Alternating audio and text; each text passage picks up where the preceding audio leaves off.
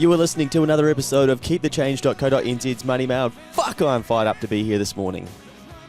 Not entirely sure why, but maybe it's the Jimmy Barnes, the working class man. People are like, you're not a working class man. Well, once I was. What does that even mean anymore? Who knows? What is work? Is it hard work in a factory? Is it working at a screen?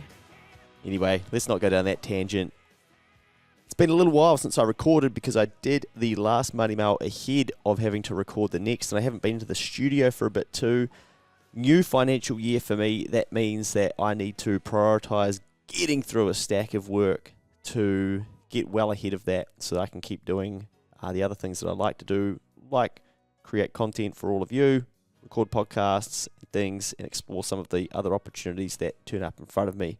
For some context, a traditional accounting firm would get through a year's work between April and then finish in March. So usually accounting firms and practices very busy in March, sorting out the last of their clients and filing them.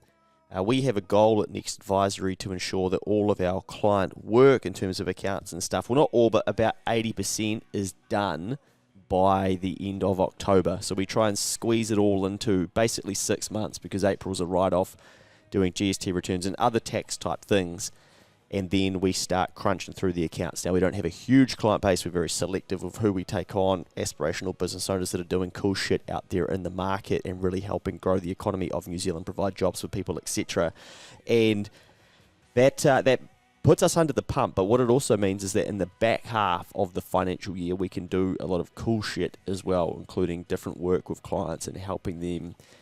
So that also frees me up to not just be tied up in the day-to-day accounting and whatnot. So she's going to be very busy. I'll still stay consistent with the content and whatnot, but I do need to put focus back into doing my own job because that then helps me fund the rest of my life and the side ventures and things that I have as well. So you will, you'll notice some more tax type content as well because we're into that season, and that's what I wanted to rip into today. I've been sitting on this lesson for a little while. I thought I would use it as a good example, and I think it will specifically be topical at the moment regarding interest deductibility on rental properties and things, which we'll touch on too. That's not too much in this Money Mail, but I'll give you a little bit of insight to that. But shout out to all those people who enjoyed the rant around the difference in women and men's KiwiSaver balances on Instagram recently. That's been a hot topic. That comes up every year when that data comes out, and I just want to say, like, trust me, and I promise you, the Retirement Commission, the government, Labour, National, whoever, no, they're not going to solve it. I can guarantee you it will not be solved, and there will always be a gap between men's and women's KiwiSavers. I'm not saying that's right, but you can just look at Australia, who's way further down the path, and they haven't solved it, and the gap is massive. So instead of being triggered by that content each year when it comes out, ask yourself, what am I doing? And what are we doing as a household to close that gap? Because again, no one's going to come and solve that for you. It just won't happen. So there are different things that can be done, and I don't want to go down that rabbit hole. Maybe we'll save that for another Money Mail, but it's a very sensitive topic, so it's brilliant to divide us and to kind of look at our partners and go, well, yeah, fuck, what have you got in your KiwiSaver? And look at these things in isolation at just numbers, but not understand all that goes on to lead to that.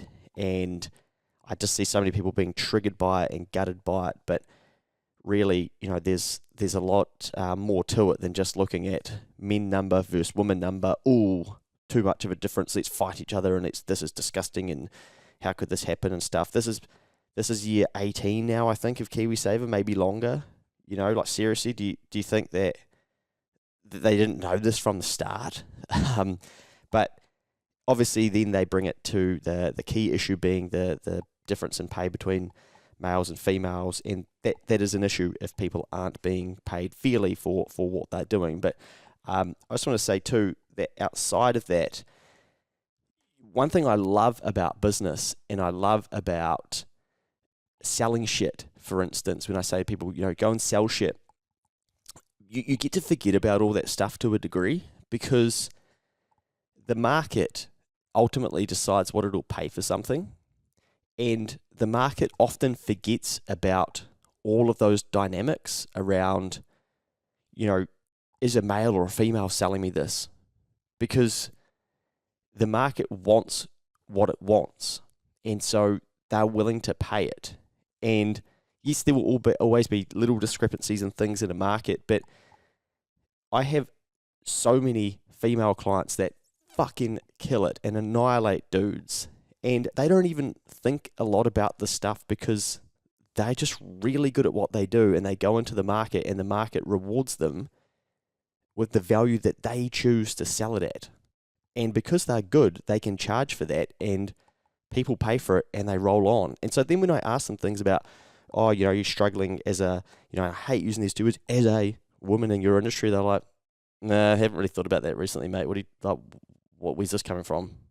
And I can look at a profit and loss, so how a business is doing for a male or a female-led business, and it doesn't say that at the top. It just has the data: sales, expenses, profits. And I promise you, there are so many women doing so well in business, and all of us can experience that by going on Facebook, for instance, and selling something, and the buyer of that good or service on the other side just wants the good or service. So I get out of the sort of employment type area in my life by about, what would I have been, maybe late 20s. And over this last sort of 10 years, it's just been so eye-opening as to how much different you go out there, you build it from scratch, how much different the rules are over there, because the market doesn't really care where you came from, how big your town was, what school you went to. The market cares about, can you solve my fucking problem? Yes or no? No? Get out of the way. Don't care. I'm going to find the person who can.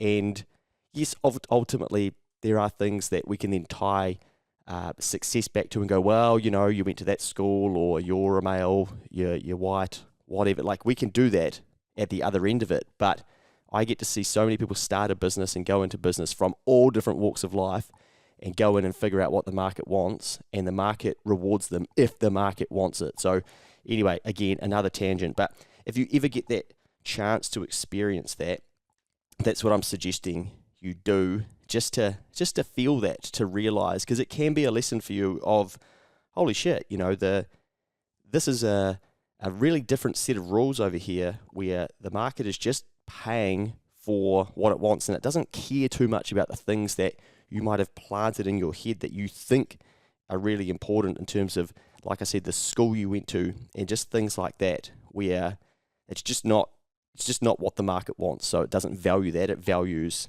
having the problem solved, or buying that good, buying that service, because the person at the other end wants it.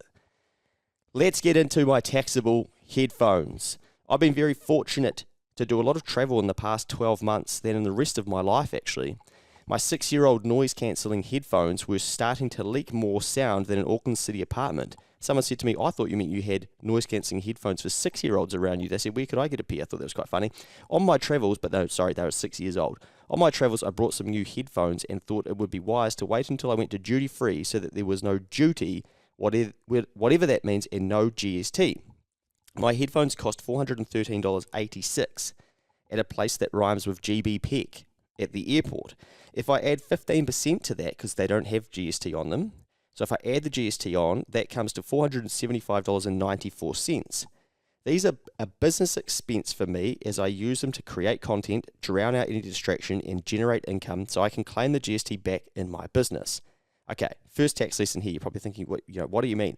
I just want to help you understand, when people talk about claiming something back, it doesn't mean they get the whole thing back. It doesn't mean that, we'll talk about this later about landlords, but it doesn't mean that I go to the IRD and say, hey, you need to refund me for my purchase of my headphones. So as a very simple example, let's say I do one piece of work, and let's focus on GST, because GST is different to income tax. So GST first. I do one piece of work throughout the year, and it's $100,000 worth of work, excluding GST. I'm GST registered. I then send that invoice to the person I do that work for. I charge them $115,000. $15,000 of that is not mine. So in business, I would then get paid that $115,000. I'd put that $15,000 in a different bank account, and I would wait for my GST return to be due. I would file it, and I would pay that. So therefore, I would know that I have that money aside. However, before I do that, I remember, I actually had some business expenses. Now, I'm going to, just in this example, say that my only expense was that pair of headphones. So I needed that pair of headphones and nothing else to generate this $100,000 worth of exclusive GST income. So when I do my GST return, because that's all I needed and that's my only business expense to generate that income for that year, keeping it very simple here, I've got my $115,000 worth of income, so then my 15 grand of GST that I have to pay. However, my GST on those headphones will be claimable, and I will be able to offset some of that $15,000 by the GST on those headphones. So I think I said, let's just say roughly those headphones are now $476 minus the $413 exclusive, so about $63 of GST on those headphones. So now my GST bill is going to be the $15,000 minus the $63. So my GST to pay to the IRD will be $14,937. That leaves me with my $100,000 exclusive income still, and then my exclusive expense cost, which is my headphones, of around $413.86. So then that's what I'm going to have to pay tax on. So I've got my $100,000 worth of income, and now my $413.86 headphones. My net profit for the year is income minus expenses exclusive, $99,586.14. So that's at a high level how GST and income tax work. I hope that makes sense. You may have to go back and understand that, but I'm just using that for demonstrative educational purposes. So please don't draw your own conclusions from that. But no doubt if you're running a business generating that level of income, 100K plus GST, you probably have some other expenses as well. But I think a lot of people think that you get all of the GST back, or people hear someone say, oh, the landlords can now claim their interest back. Oh, so people have been asking me, well, so can I? Because I pay interest and I'm owner occupied. Can I go and get my interest back? I'm like, oh, they're not actually getting it back. They're not getting the whole thing back. Same thing with donations. People can claim back their donations. That's the language they use, or we use, especially in the accounting space. It doesn't mean that you go to the IRD and say, hey, I donated $300, give me the $300 back. You can claim it as an expense, effectively, is probably better. Or maybe even the better wording would be it offsets your income. So then with a donation, for instance, those rules are a little bit different, but you get a third of that donation back normally. So if you donated $300, you're probably likely to get, let's just say, $100 of that back, a third. So that's how that works in that space. But I think we get the lingo wrong for the everyday Kiwi, because they hear it as like, oh, well, I thought you're claiming it back, like you're getting that whole donation back. Business owners don't pay any tax, they claim everything back and they get it all given back to them. Not really how it works. So I've just shown you as an example with those headphones and that 100 grand exclusive GST income, then that's a really good simple example of how that works. Now, remember too that I had to get paid that $115,000 of income from someone, right? Now, that person who paid it to me, let's say that was Next Advisory, the accounting practice, because they hired, that's probably not a good example because now you're going to get confused between, let's just say it's a client that I invoiced that to, right? They pay me for doing that project, and they pay with that GST portion on there too. So they pay me the $115,000. In their GST return, they're going to be able to offset whatever income they had with the GST expense that they had, and I would be one of those, the $115,000. So they would be offsetting their GST bill by paying me the $15,000. So ultimately, the user ends up paying with GST, because when we go and buy things, like I'm going for lunch today, the beers, the food, the bill at the end will have GST on it, but it's not a tax deductible expense for the everyday individual personal type person. So therefore, you and I, if we're going in an individual capacity, doing something of a private nature, or employees, for instance, you can't then get any of offset your GST bill because you're not paying any anyway to the IRD. You can't offset it with what expenses you do have. So then employees and the user outside of business normally end up paying the GST bill. It's a goods and services tax. So that's why you might see businesses having lunches, for instance. A portion of that lunch will be tax deductible if they're in a business setting, they're doing business, they're meeting with potential clients, etc., etc. Then the GST on that might be claimable. Shit, this was supposed to be about headphones. Now we're in bloody lunches and all sorts of stuff. Anyway, you're getting a real tax lesson here. We're just into that season, so trying to upskill you, and there's a lot of talk about tax out there at the moment as well. So going back to my headphones, these are a business expense for me as I use them to create content, etc. I need to be really specific about that too. These are a business expense, and I can't just go and buy shit willy-nilly and be like, well, it's a business expense because I want it to be. No, there are limitations, but I have to be able to build the case that it's genuinely a business expense. Now, back to my flight, and halfway through that, I discovered that the plane had Wi-Fi, which is pretty cool. It wasn't that long ago that we didn't have that. Is that cool? It's kind of one of those places where you can switch off, but now you can't. It's another good lesson. I was flying on a plane overseas, and there was no Wi-Fi included in the fare, but you could pay for it. Well, I paid for it so that I could go online and do some work. Again, tax deductible expense to me. Individual next to me pays for it to go and play fucking Cluedo, or what's that, Join the Dots, I can't remember what the games are called on their phone, and watch some Netflix and stuff. Not a tax deductible expense to them. Me, I spend the money to go and then get back to work and carry on being income generating, tax deductible expense.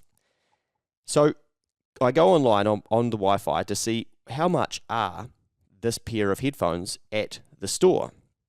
The exact same pair was $448.99. Now, that's including GST. So after GST, they were $390.43. What the hell? I've just paid more for my headphones at the duty free than I would have by buying them when in New Zealand. What a rort. So reminder, my headphones cost $413.86 at duty free. After GST, in New Zealand, they would have been $390.43. So I brought them in New Zealand at duty free, but if I brought them outside of duty free from the store, they would have been cheaper. How could this happen? I wanted to go down a big rabbit hole of how duty free actually works, and I started reading about it, and all I could basically find was that it's only really booze and smokes that are worth buying at duty free these days. Do your own research on this conclusion. I gave up on it and was like, this is too small of a problem for me. I'm out of here. But I definitely grew up thinking that duty free was way cheaper and stuff, and I'll wait till I get there to buy my perfumes and all that sort of stuff and my colognes. Now I'm questioning it. So I'll be looking at prices outside of duty free before making a purchase like that again. Now, perhaps the saving was that I didn't need to pay any postage for the headphones because I was online, right? And often you put something in your cart, then you get to your cart and it's like, oh, right, postage is $83. I'm exaggerating, but $10, $15 or whatever. So no doubt there would have been postage added. I don't know. So maybe that's the saving. Anyway, let's change the direction towards the important lessons of tax. I know it's exciting for you. I'm trying to keep it engaging or with examples that will help you make sense of this stuff. These headphones are tax deductible for me because they help me generate revenue and block out noise from construction upstairs in my workplace. Honestly, sometimes in here where we lease, it is just always bloody grinding and shit going on upstairs. And I use them to block that out. And it just helps me focus and dial in. So in New Zealand, we have an overarching tax rule where the rule states that there basically must be a nexus, like a relationship between expenses and revenue. I.e., to claim the headphones as an expense, I need to be able to prove that they actually help me generate income. Same thing with this podcasting equipment, for instance, right? It becomes a tax deductible expense because Phil and I in Next Advisory and now Keep the Change use this to generate income. Income comes from it. We pick up clients from the podcast for Next Advisory, the What's Next podcast that business owners listen to, and then they get in touch. So we can prove that these expenses to set up this podcasting equipment to pay the subscription to then host it, to punch it out, to pay someone to help edit it, etc. All those expenses are a business tax deductible expense because there's a relationship between the expense and the income.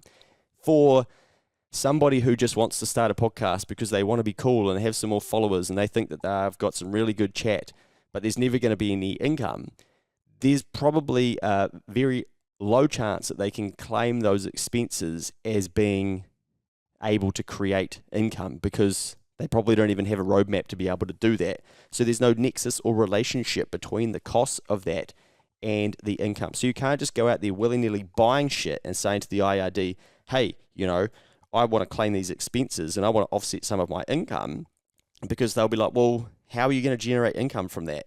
And if you can't, then they've got the case to be like, well, sorry, you just thought you were going to be cool doing a podcast and you spent $5,000 on all this shit. Sorry, no, we're not going to let you claim a tax deduction on that. Now, back to my headphones again. I didn't realize how amazing noise-cancelling headphones were until my business partner gave me a pair as a present. I'd never actually had any.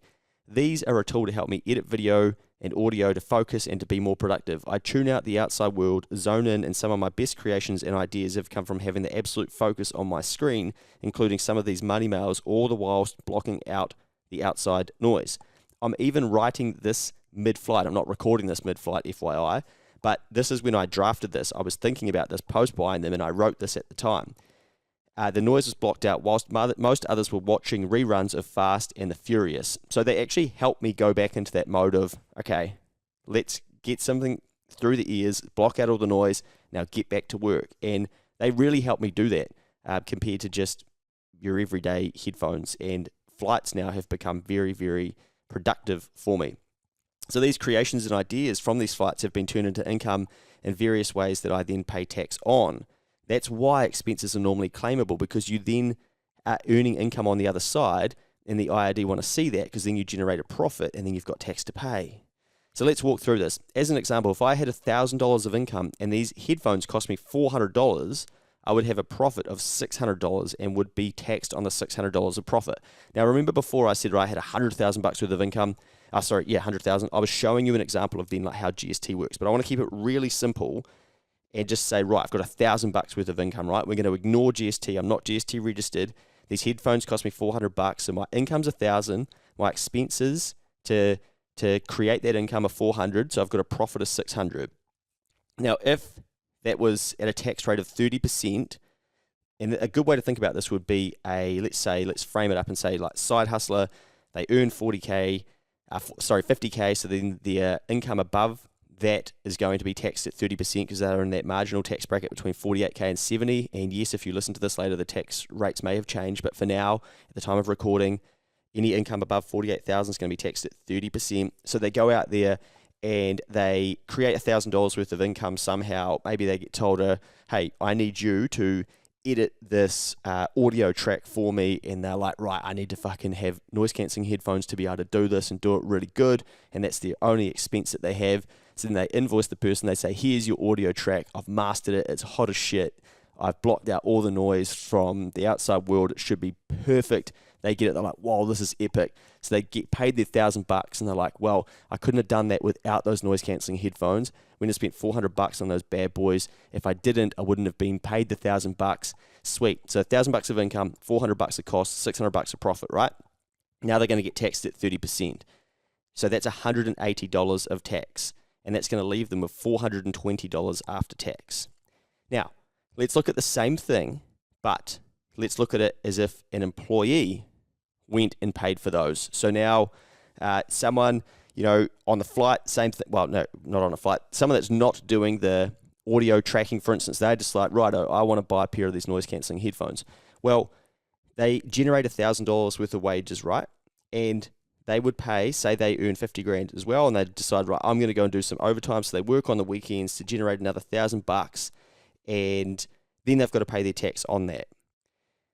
And they're therefore paying for these headphones with after-tax income. So let's say that person, again, is taxed at 30%. They're going to pay $300 worth of tax on that $1,000 of income, right? So they go work on the weekend to make that $1,000. They lose $300 to tax, which gives them $700 to spend. So then they go down to GB Peck and they buy the $400 headphones. Now they're left with $300. So $1,000 worth of weekend work and $300 gone to tax. They're left with $700 in their hand. They want the headphones, so they go buy the headphones, $400. Now they're left with $300. So it's quite different, isn't it? The person who side hustles and finds a way to make it a tax-deductible expense, they're left with $420 on that $1,000 worth of income, whereas this person, me now as an employee going and buying it, I'm left with $300. There's a $120 difference. So understanding how the tax rules and laws work in New Zealand is important. And this is why I think so many people in the trades type space are like, no, I don't want to be an employee anymore. I want to be a contractor. I want to go out there on my own. I want to run my vehicle through my business, and I want to claim some of my smoko expenses and stuff that I have, my materials that I contribute, some of my tools and things. And so they start going down that route. Yes, taxes aren't sexy nor something that interests a lot of people, but the above example highlights the importance and the practicality. Now, I've tried to show you all of the lessons around tax, or a lot of them, for you to really understand that you can't just decide, right, I'm going to try and be my own business, for instance, and then I can claim heaps of expenses. You've actually got to be generating income, and the expenses that you pay for do genuinely have to tie into you generating that income. So you can't just go and buy shit and go like, oh, I'll put that under my business because that would make it tax deductible. There has to be a relationship between that expense and that income. Now I know too that some of you will think, well, that's unfair. Why can you claim your headphones when the employee can't? And life is unfair. I don't know. I didn't make the rules, right? So there's nothing illegal about this. In fact, there is nothing unfair about this either, except for accepting that life isn't fair and that we all have a different definition of fair. Tax rules are set up to encourage activity in a certain area.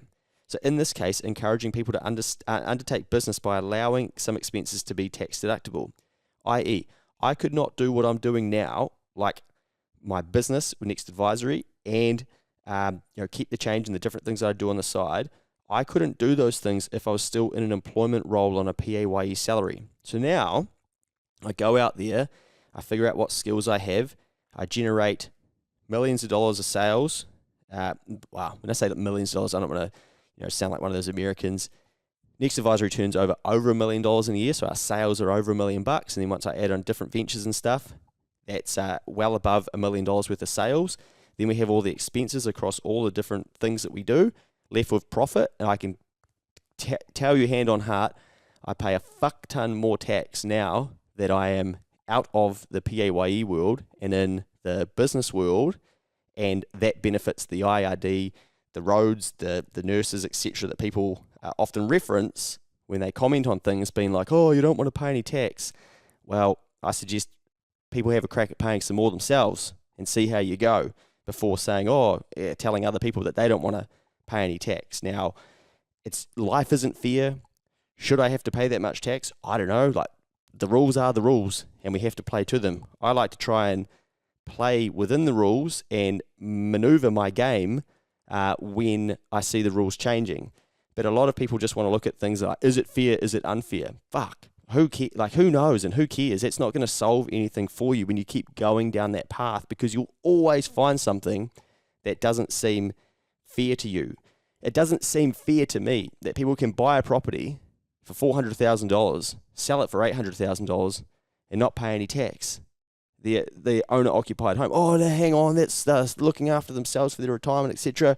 Well, okay, but we want other things to be taxed, but we allow people to borrow against their homes to go and pay for shit, but there's no tax included in that. Well, there's the GST that they pay on the pool or the spa. So, it's the taxes are never going to be fair or unfair, because how we look at them will always determine whether they are or whether they aren't. There's a lot of people right now who lease out their homes effectively through Airbnb, and they don't return that as income, but they're obligated to, but they don't know they are, and they look at it and go, well, like, no, that's not fair. Why would I have to pay tax on letting people stay in my home? No. But the IRD tomorrow could decide, look, we're going to get the data from Airbnb and look at every house listed on there and see if anything's in your tax return. And if there's not, they might send you a letter and say, hey, what are you doing about your Airbnb taxes? We can't see anything declared here. Now, if they leave that too late and that happens too late and we don't get the education to people that need to be thinking about doing that, there will be a whole, oh, this is so unfair. Now the IRD are coming after the homeowners that are just trying to add a bit of money to their back pocket. Some people will be like, yeah, that's the rules. Other people are like, that's so unfair. The point is, shit's never fair, right? So if you can figure out how to legally play within the tax rules, I fully encourage you to do that and to understand that within your life. And this is everywhere.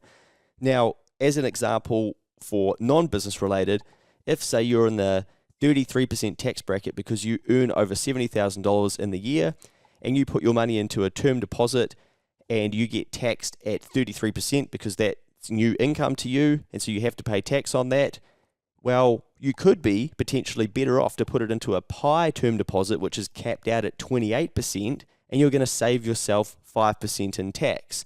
Now, is that fair? Is it unfair? I don't know. Is it legal? Yes. But I tell you what would piss people off is if someone does that and they do an example where they have $10 million, right? And they're in the 39% tax bracket of income as well, and they put $10 million into a term deposit in a PI fund. As soon as that number gets bigger and someone talks about it loudly, it's like, oh, that's fucking unfair, man. That's bullshit. How can that millionaire put all that money in and they're only paying 28% tax when really they should be getting taxed at 39%? So as soon as anything gets too big in New Zealand, then we want to have the argument about whether it's fair or it's unfair. If you're not setting the rules, who cares? Try and learn the rules and figure out how you're going to play the game, because that's really more important than unfair, fair. I'm going to leave heaps of comments on social media and I'm going to go to the protest and stuff and nothing's ever going to change. So understand some of these basics. Just because you didn't learn them at school, or we do a poor job of trying to help people understand them, you know, there will be things that you can use in your favor as well. But also I think as well, try and get out of that mindset of what can I claim? What can I claim? I saw someone comment on something of mine recently. I think it was after this post, you know, I work from home as an employee. What can I claim? And it's, if you can get yourself out of that, me and like entitled, what can, like, give me something, what do I get? Then you can kind of flip over into that. How can I produce? Like, what else can I do? What can I do for myself, for my family? What can I create? How can I add more? How can I grow? Where are other forms of income? It's so bigger, so much bigger than, well, what do I get? What can I claim? Why don't I get anything? That mindset is, it will just drag you down and it will just chew you up over time. And it's just, there's nothing down the end of that cul-de-sac. But when you go the other way and think, fuck what I can claim. Okay, yeah, cool. I'll get what I'm entitled to and whatnot, and that's cool. But I'm not going to focus on that anymore. I'm going to think, how can I think bigger? What else is possible for me out there? If I just did this a bit differently, and I think we're going to have more of these conversations, because let's take teachers as an example, or even nurses. I think let's use nurses, right? So you might be a nurse in a hospital because you're really passionate about that and you care about that and you want to do that. And I think eventually some of them will just go, you know what, like, fuck this. I add so much value to society and I don't get paid for this. And no disrespect to our real estate agents, is a real estate agent getting paid $500,000 a year, is that as valuable as a nurse that gives somebody the correct amount of medication so that they don't die and they continue their life for another 10 years, and that person lives and they're a massively high taxpayer, they contribute to society, they run a fucking charity, etc. Let's just church it right up, right? But they get paid $80,000 a year. Is the real estate agent really solving a $500,000 a year problem because they're clipping the ticket every time they move a property from one person to the other? You can draw your own conclusion from that. Again, this is a very good example of this isn't fair. Is it? Probably not. Well, fuck. It's not up to you to decide whether it is fair or not. That's just how the market works. So now back to my brilliant nurse. I think a lot of people like that are going to go, you know what? And this is already there for people. And I think people are going to figure this out. They're going to go, you know what? Maybe I don't want to work in the hospital under all of these rules or wherever they work. And they're going to go, maybe I'm going to jump out of this and I'm going to go out to the free market and out to the other side. And I'm going to say, does anybody need a private nurse? And I think that as wealth inequality increases, people will further have less trust in the public assets and infrastructure, and people of wealth will go, I'm going to pay for that myself. So this is already happening where then we see police, nurses, etc. go, it's not working for me here, I'm going to go to Australia. I think the next step after that is, well, instead of then still relying on and no disrespect to nurses, police, etc., I'm just trying to step through this example to show where I think we're going to get to, is they will go, well, instead of relying on the Australian government now or the Australian healthcare system, etc., for a job, they will go, maybe I'll see if I can take responsibility myself and find somebody that I can sell my services to. And they might stumble across a millionaire, multi-millionaire whose husband is really sick, for instance, or wife is really sick, and they say, look, we'll pay you 120 grand a year if you are our live-in nurse and you help us get through the next few years. And yes, those opportunities will be less than the public system, and it will suck that we're going to have to drag people out of that system because they feel like they're not getting further enough ahead and whatnot. But then that person will go, right, well, okay, now I get paid 120 minus some of my expenses that it costs to operate this as a business. And they might then even think, far out, like maybe I could make a business out of this. Maybe I will, because then they get a couple years, well, they get 6 months into it. Let's say it was a 1 year contract. And then it turns out that, Bob comes around to visit Sally, who's been really unwell. And it's like, oh, this is our private nurse and she's great and she does all of this and whatnot. And it's like, oh, bloody hell, this could be good for Kathy. Kathy's unwell at the moment. Do you have any friends? Yeah, well, actually, I do. I've got a couple of other nurse friends as well, and they do this. And then the idea goes to, well, maybe I could build out a database of people who would like to do this, and they don't need to work in the hospitals anymore. They can.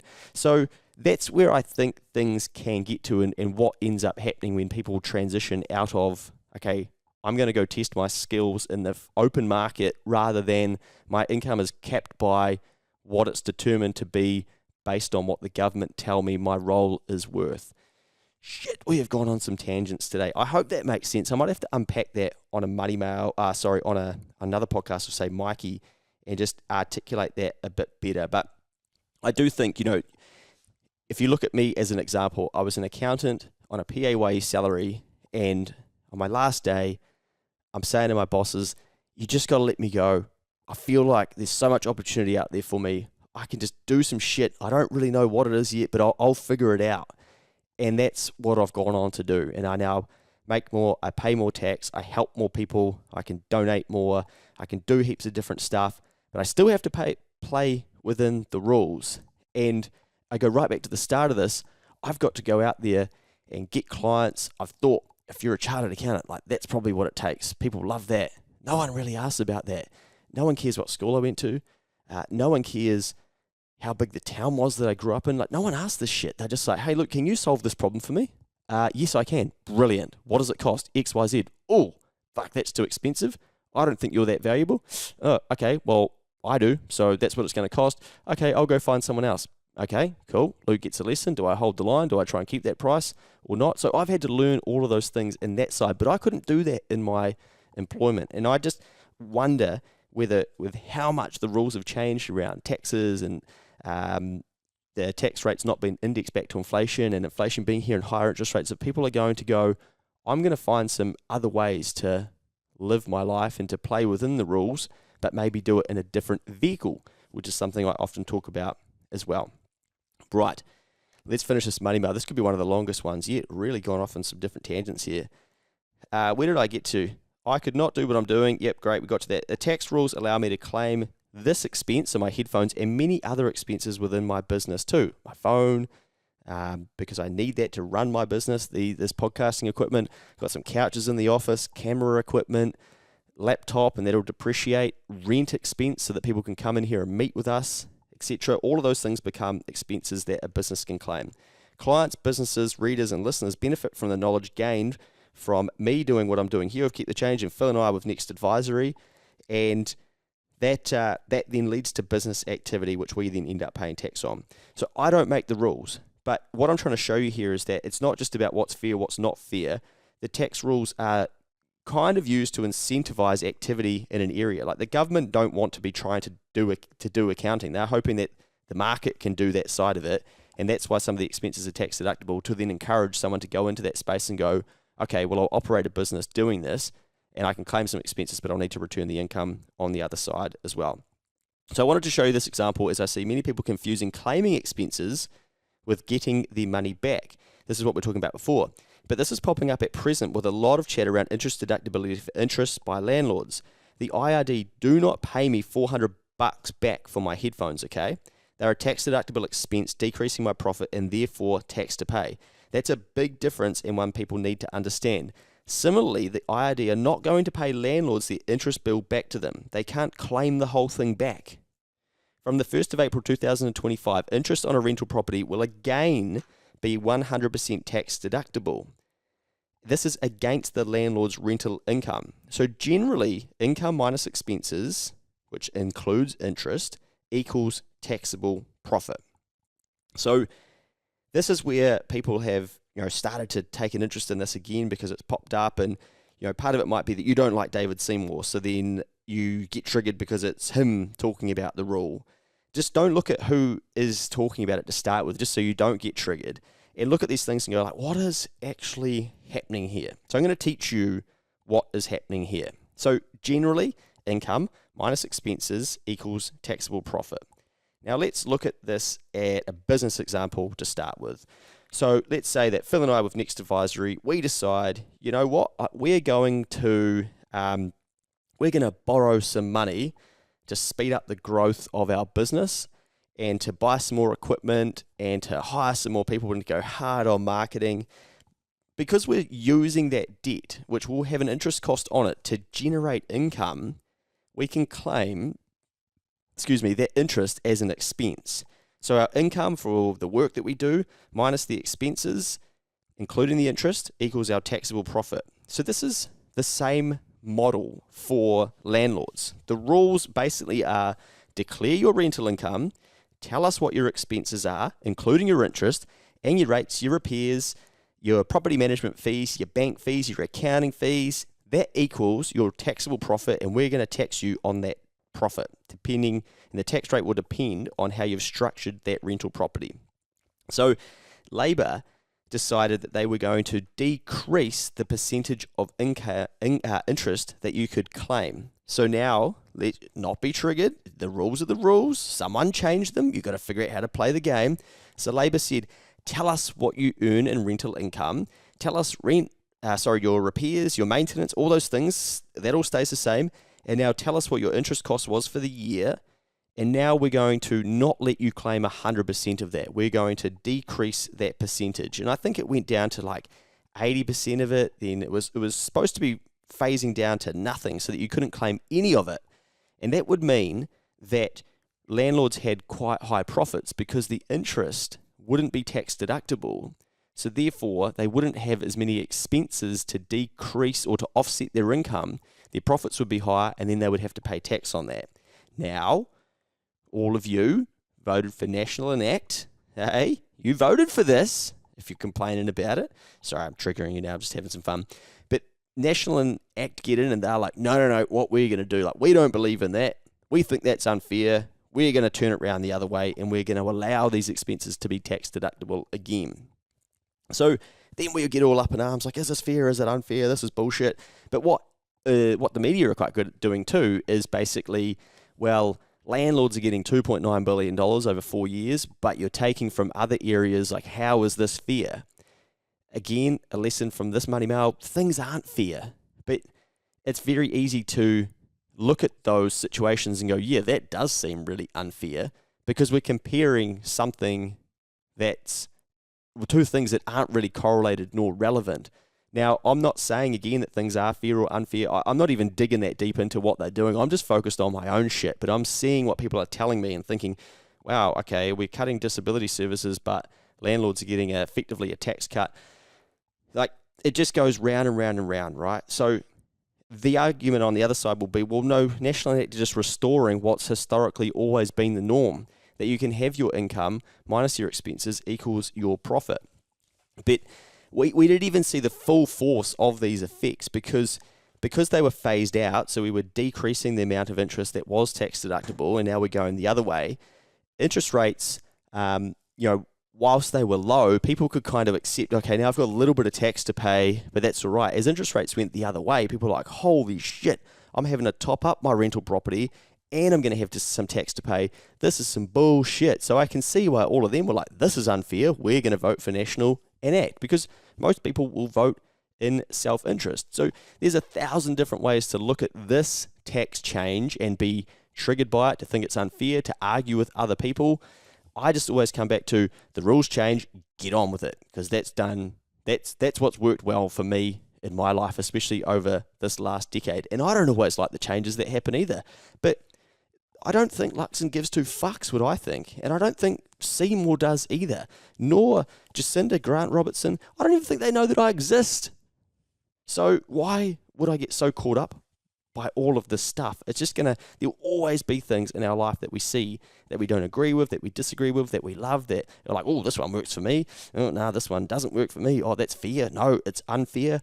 And round and round and round and round and round it goes, right? So, the interesting thing about the rental stuff is that there's heaps of chat around the fact that landlords will save $2.9 billion over 4 years, but I don't really know how they can predict this because, as I've just taught you before, income minus expenses, including interest, equals taxable profit. So a massive component in whether a rental property is is profitable or not, is the interest rate that is charged. Because if you have higher interest, then you're going to have less profit and therefore no tax to pay. So as interest rates are really high, then it's hard to predict what profitability of all rentals are going to be.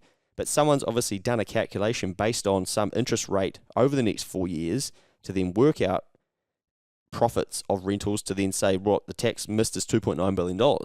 Like, that figure will be wrong, I guarantee you right now, because you can't predict interest rates over the next 4 years. It's bloody anyone's guess at the moment, right? But everyone's talking about, it's $2.9 billion for the landlords and stuff. Well, I just promise you that will not be the correct figure. It could be lower, it could be higher, but we will only know in 4 years. So, very simply, with interest being more tax deductible than in prior years, profits will be lower for landlords, meaning less tax will be paid. Taxes are boring, reminder, but important. Again, another example of why this stuff is really, really important for you to understand. So at least you've learnt a bit more today, and it's taken me way longer than I thought it was to explain some of these things. And please just note that these are very specific examples for teaching purposes, so do not draw conclusions about what things are tax deductible. Always seek some tax advice around your specific situation, because everybody's specific situation is different, because we have different goals and we have different little intricacies that really need to be fleshed out when you're talking about tax to figure out, oh, okay, yes, that applies to you. No, that one doesn't, and whatnot. So you do want to seek advice. And I'm not just saying that to keep my accounting friends employed, but in the property stuff, I don't even touch that, but I know who does, and I'm happy to refer you to those people, for instance. But it's just not a place that a space that I play in. But all of the property accountants will be making some good coin over these next few years. And the last few years, as things were changing too, because they've had to advise people on that, and they will be on charging that. So, as these politicians keep changing these rules, someone's making some money at the other side because people don't understand them, and then someone has to pay to get the advice. So, is that fair? Is it not fair? Should we keep things simple so that they don't? Again, go back to, what are you up to? Is it worth getting real wound up about all these things, or is it better to figure out what your situation is? Where do you want to get to? How can you be a tax-abiding citizen that plays within the rules, kicks some ass, keeps moving forward, removes all of that mental stress of arguing about all of these things for 72 hours before the next thing pops up that we all started getting wound up about, and on it goes. Taxes, very important. Boring, yes, but very practical. I hope you've enjoyed that lesson. See you on the next Money Mail.